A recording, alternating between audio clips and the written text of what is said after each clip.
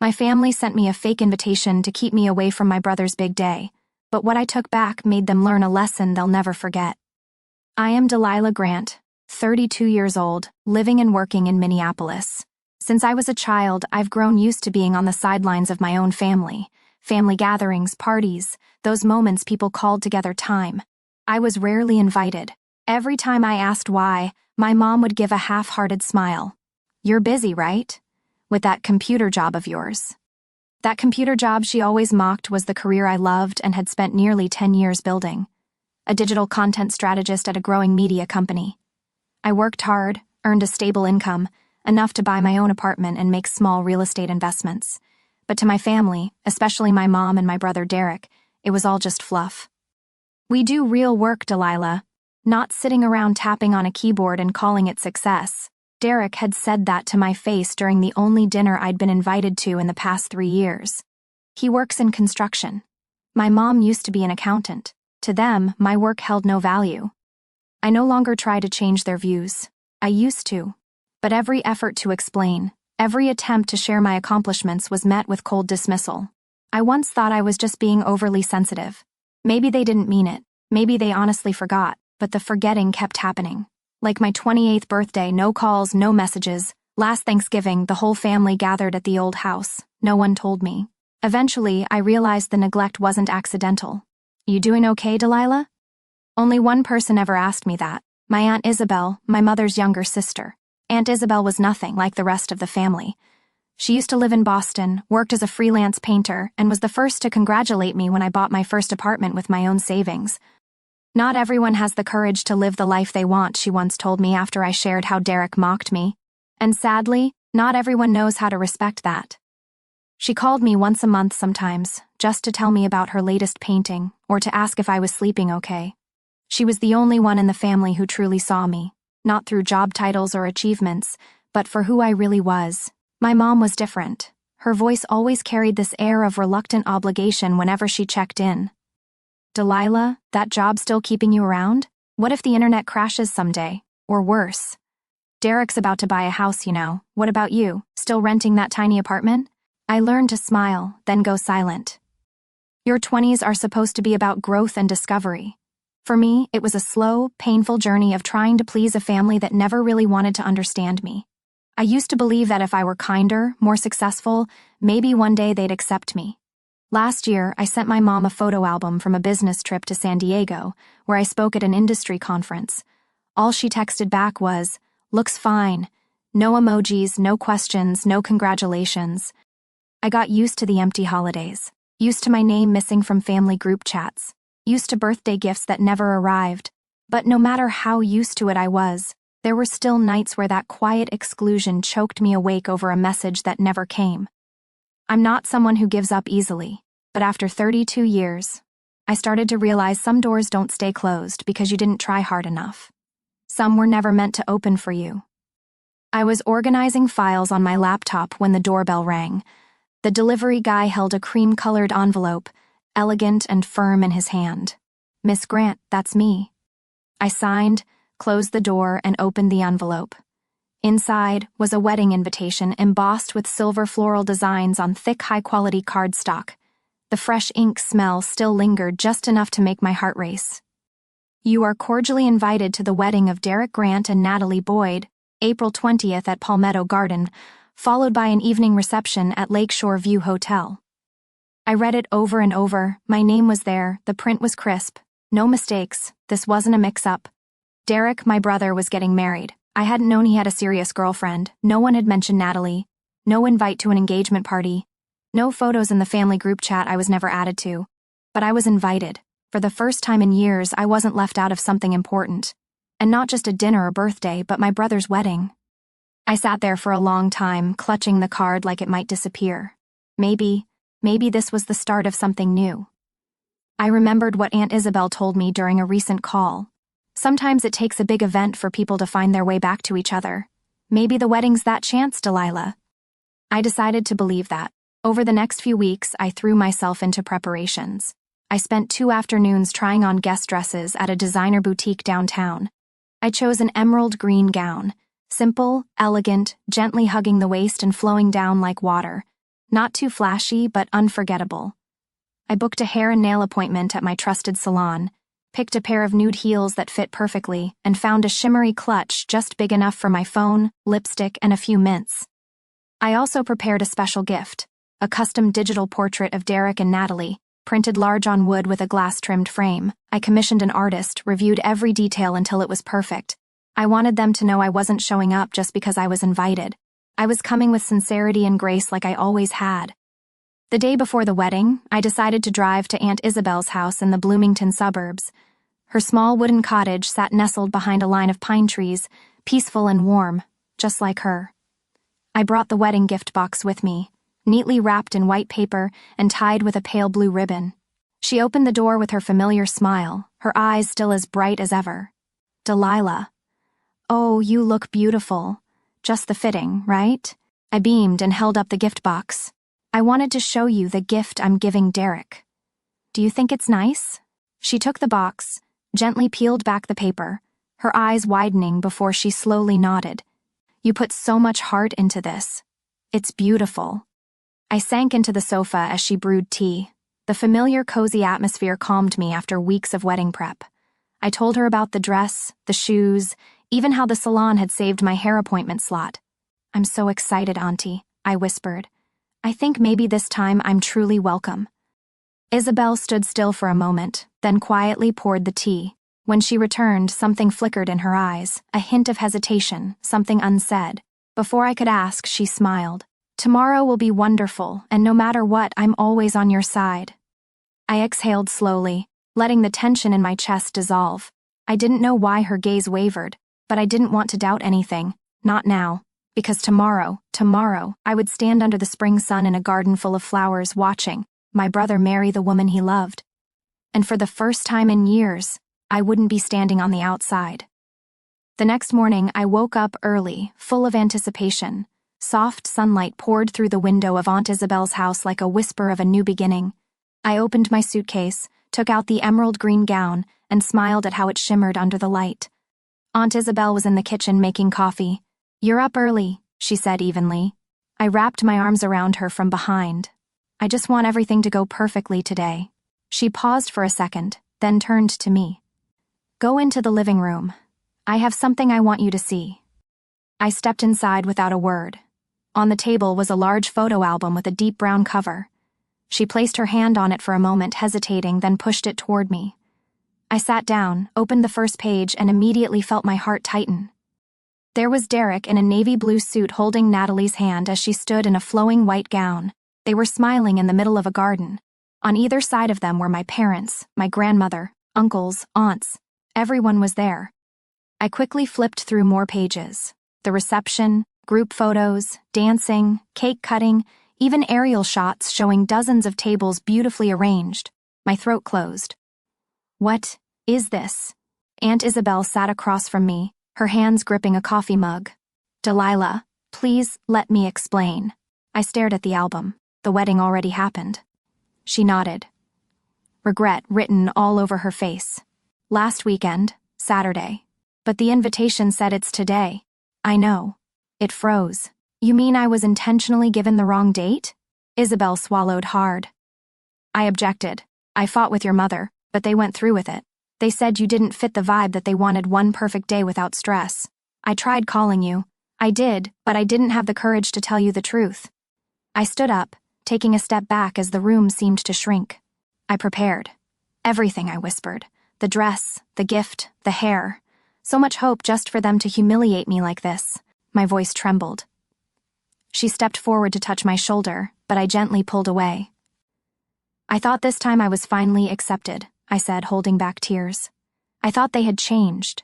She placed a hand over her chest. "I'm sorry, Delilah. I didn't know what else to do. I was there watching you not show up. I kept hoping you'd walk in, but when you didn't, I knew from the start it was all wrong." I was quiet for a long while, then asked softly, "Why did you still go?" Isabel looked down. "Because I was foolish. I thought if I didn't go, they'd push you away even more. I thought at least if I were there, I could hold space for you. But I was wrong." I gasped, as if finally surfacing from a long, suffocating dive. Memories rushed in. Every forgotten party, every mocking comment, every look that slid right past me. And now they had packaged their rejection in thick, expensive cardstock. I gently closed the album. I need to hear this from their mouths, I said, voice calm, almost cold. Delilah. No, Auntie, I cut in. I've been quiet my whole life. Now I need to hear them say it, that they never wanted me there, that this was intentional. She looked at me for a long time. Finally, she nodded. If you're going, I'll go with you. I shook my head. No, this is something I have to do alone. But thank you for never pretending.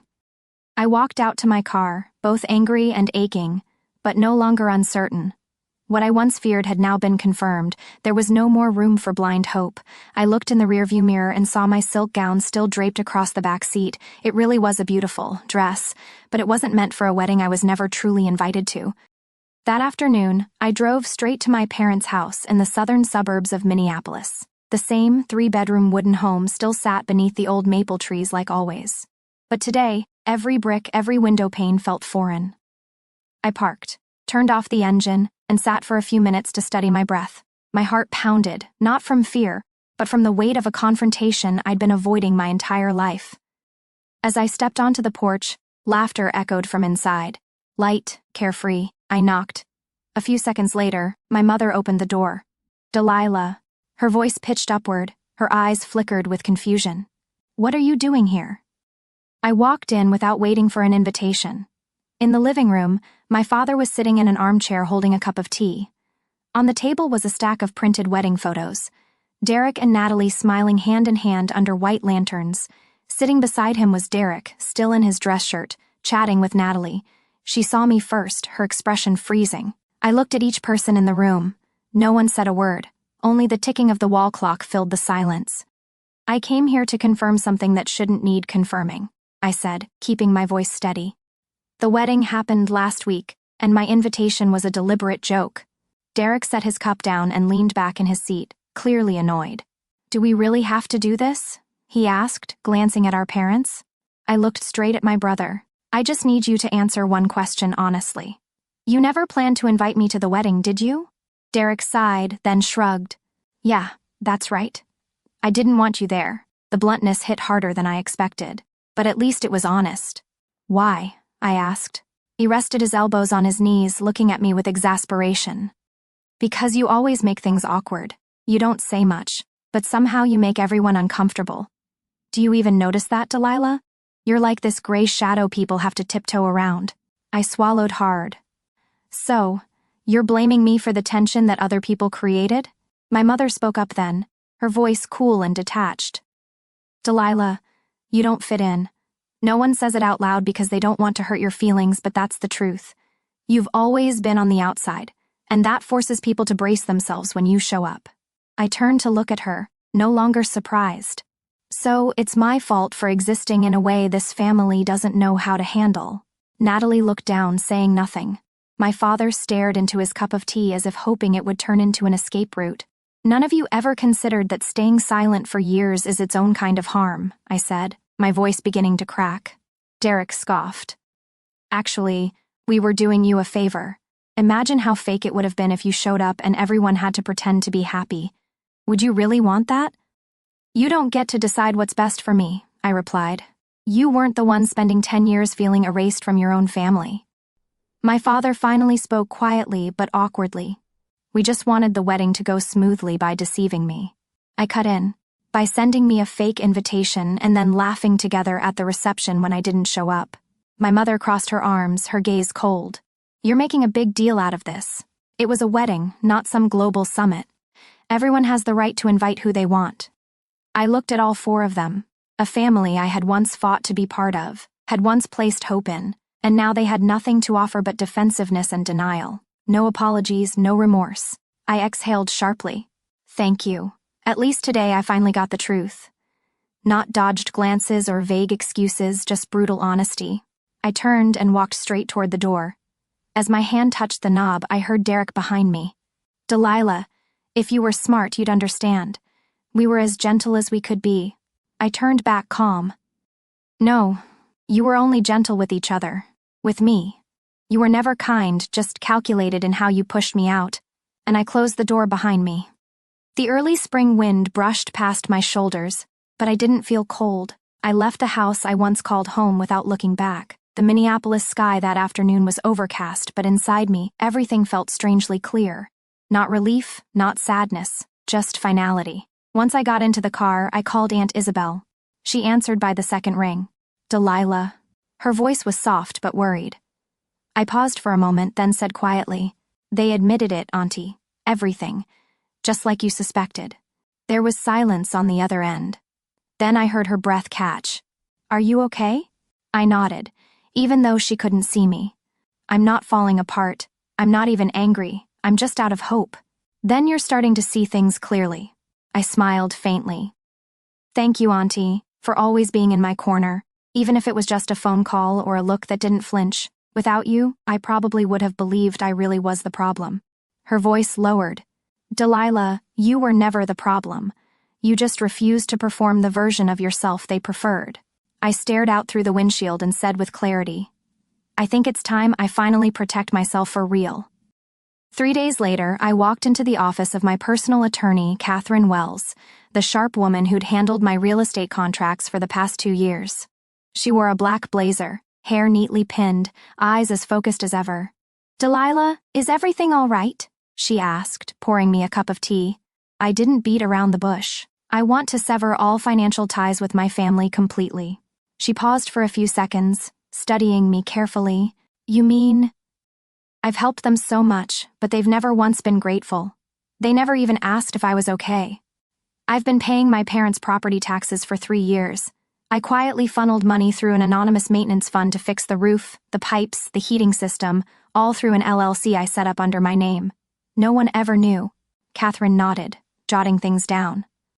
"And now you want to shut everything down, close that account, revoke all access, and if possible, I want a legal barrier, a no-contact order, no visits, no letters, no phone calls." "What happened, Delilah?" I told her everything. The fake wedding invite, the exclusion, the confrontation that chilled like stone. She didn't interrupt, just took notes and occasionally nodded. "By the end," she said plainly, "that's grounds for a temporary restraining order. If they keep trying to reach you or cause disruption, we can escalate to a long-term one." I signed the paperwork, my hands steady. For once, I was acting for myself, not to please anyone else. That night, I opened my laptop, logged into the company's bank account, transferred the remaining balance to my personal account, and officially shut down the Grant Trust Fund. The name I once thought represented filial devotion. A week later, Catherine sent me a confirmation file. All paperwork had been filed, the support account was closed, and the no-contact order was active for 30 days. Enough time to gather evidence if an extension was needed. I printed everything out, placed it in a blue folder, and tucked it into my desk drawer. Looking at it, I didn't feel angry, just clear, a firm boundary, a line no one was allowed to cross anymore. At that point, I realized cutting ties wasn't about retaliation. It was about choosing to stop where I wasn't valued. I was no longer the younger sister trailing behind hoping to be seen. I was no longer the daughter who always reached out but was never reached back. And finally, I'd learned to put myself first. 1 month after the no-contact order took effect, I received a call from Catherine, my attorney. "Delilah," she said evenly, "we need to discuss the house on Orchard Street." I sat up straight. "Is something wrong?" "No, but it's time you make a decision. On paper, you are the sole legal owner. They've been living there on verbal permission. No lease, no legal right of residency. And right now, the relationship no longer supports that arrangement." I looked at the framed photo on my desk. Me and Aunt Isabel at the first gallery I sponsored. Behind our smiles were years of silent endurance and quiet giving. That house on Orchard used to belong to my maternal grandparents. After they passed, my mother inherited it. But due to severe financial trouble, she nearly lost it 3 years ago. I quietly stepped in and bought it through a small real estate company I'd created. All legal, all traceable. They just never knew. I thought keeping that house was a way to protect them, but that was before. "Catherine," I said calmly, "send the notice. They have 30 days to vacate my property." I didn't go alone that day. I brought Catherine and a sheriff's deputy, just a precaution in case things escalated. I didn't want drama, but I no longer trusted them to be reasonable. Derek's SUV was parked out front. I figured he had just visited. As we stepped onto the porch, the door opened. My father stood there thinner than I remembered, his hair nearly all white. Delilah. He breathed my name. Can we talk? I nodded, but kept my distance. Catherine handed him the envelope with the official notice. You and Mrs. Grant no longer have legal rights to reside here, she said firmly. You have 30 days to vacate. After that, any remaining belongings may be considered abandoned and subject to legal disposal. My mother appeared behind him, her face full of panic. What are you doing? She asked, voice rising. This is my house. No, I said calmly. This house belongs to me. 3 years ago, when the bank was about to foreclose, I bought it through my company. You signed the sale, it was notarized. You received full payment. You just forgot you sold it. We're family, she screamed, her face flushed. You're kicking your parents out. I stayed silent for a few seconds, not hesitating, but making sure they heard every word. Family is what I begged to be included in. Spent my youth hoping to be accepted, but you threw that away. Now I'm just reclaiming what should never been given so freely.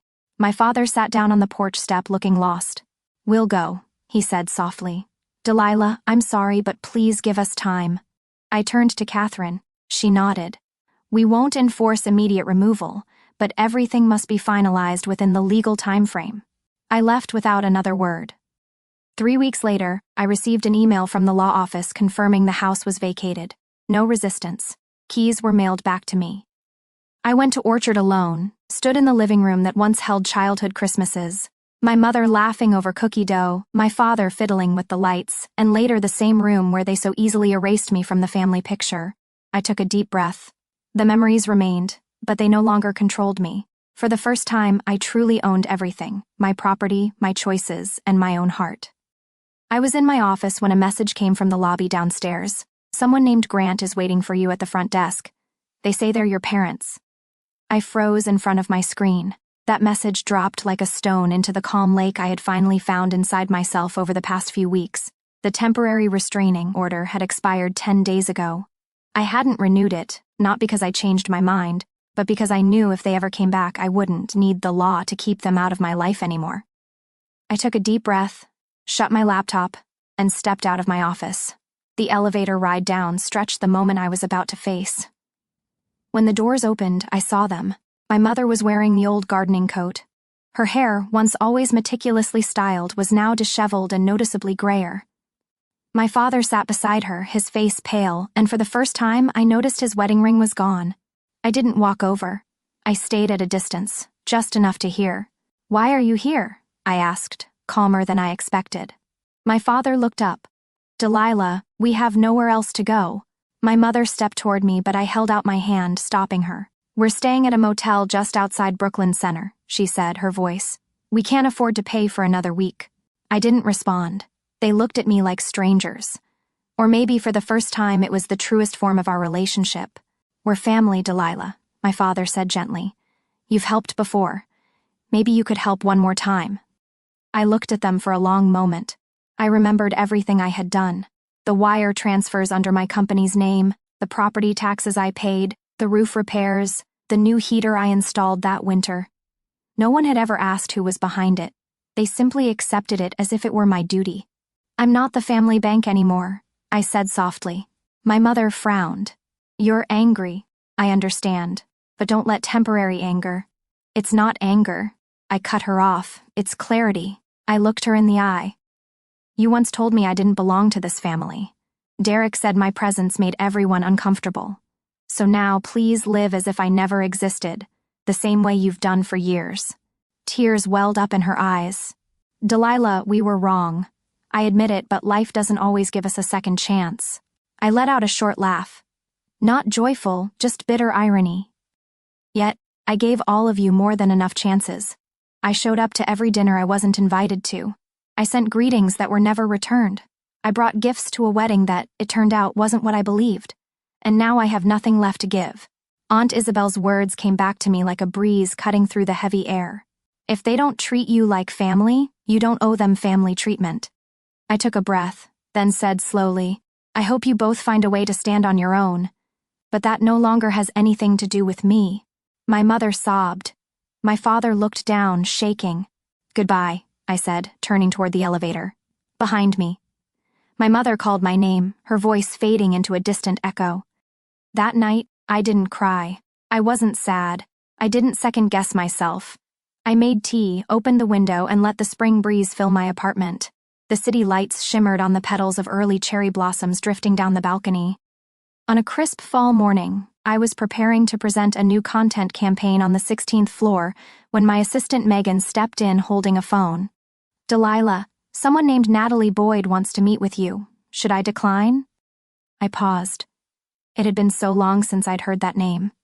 Natalie Boyd, the bride from the wedding I never attended, the one who saw me at the door and looked away in IU silence.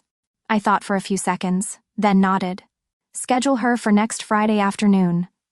When Natalie walked into my office, I barely recognized her, not because she had changed, but because of her eyes. They weren't cold or guarded, just tired and honest. "I don't even know where to begin," she said, sitting down across from me. "But I owe you an apology." I said nothing, just listened. After the wedding, Natalie went on. Things started to crack. Derek changed, or maybe I finally saw who he really was. He tried to control everything. He yelled when I disagreed, and when your parents came asking to stay, he screamed at them in front of me. She took a breath. "I've been separated for 3 months. The divorce is in process. And I just wanted to say I regret staying silent when you were cast out." I knew, and I didn't do anything. I looked at her for a long moment. Silence is a choice too. "But I appreciate you coming." She left not long after, and I carried nothing with me. No resentment, no urge to reconnect. Sometimes a quiet apology is the right period at the end of an old chapter. A few weeks later, I was promoted to creative director. After 7 years of quiet work, I finally earned the role I deserved. Not because someone handed it to me, but because I claimed it. Through skill, through sleepless nights, through every time I was underestimated and still showed up, my life became clearer. No more anxiety from texts sent by relatives. No more confusion about having to be the good one in toxic relationships. I bought a new apartment near Lake Harriet where I could go for morning runs and watch the sunrise shimmer on the water. Aunt Isabel would drop by sometimes, bringing apple tarts and stories about how her paintings were selling better than ever. I no longer felt lonely the way I used to because I understood something. Loneliness doesn't come from the lack of people, but from being surrounded by those who never truly see you. One October afternoon, I received the 3rd letter from my father. Same slanted handwriting, but this time shorter. "Delilah, I'm still going to therapy once a week. The doctor says it takes time to untangle what I used to believe was right, but I'm trying not to be forgiven, just to understand. Wishing you a good life in your own way. Dad." I set the letter down, unsure whether I should cry or smile. Maybe both. I haven't replied to any of his letters, not because I hate him, but because I'm learning to let things unfold at their own pace. If one day I choose to open that old door again, it'll be because I want to, not because of filial duty or family expectations.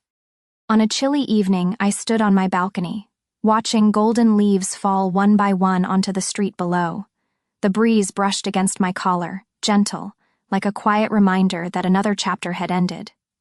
I had lived too long in the shadow of waiting to be acknowledged, waiting to be loved properly, waiting for someone in the family to say, "You matter, not anymore." I've built a life of value, not defined by anyone else, not warped by the gaze of those too cowardly to admit I was worthy all along. And one thing is certain, I will never let anyone define my worth again, and I will never be invisible ever again. The Delilah story is a powerful reminder that sometimes the bravest thing isn't forgiveness, it's leaving. In real life, many people cling to rotten ties in search of validation, forgetting that self-worth doesn't need permission. Setting boundaries, protecting your dignity, and choosing to live fully for yourself isn't selfish. It's maturity and liberation. You don't have to stay where you feel unseen.